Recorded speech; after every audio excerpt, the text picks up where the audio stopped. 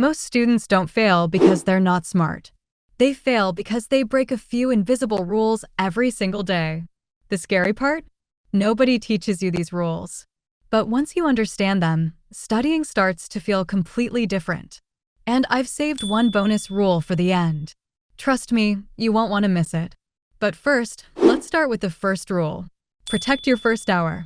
The first hour after you wake up quietly decides how the rest of your day will go.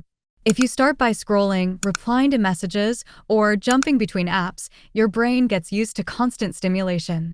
Then when it's time to study, your textbook suddenly feels boring.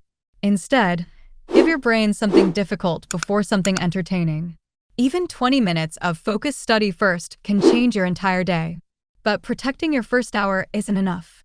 Most students still struggle because they make another mistake without even realizing it.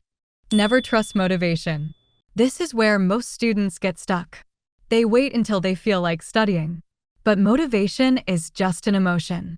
It comes and goes. Successful students don't depend on motivation. They depend on systems.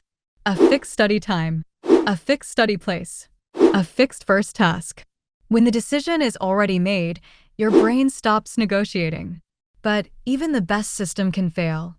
If starting feels too difficult, make starting impossible to avoid. Your biggest enemy isn't studying. It's starting. So stop telling yourself, I'll study for 2 hours. Instead, tell yourself, I'll solve just one question. Or read one page. It sounds too simple to work. But once you begin, your brain naturally wants to keep going.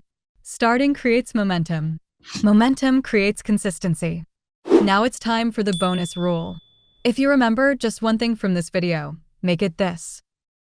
Judge your day by progress.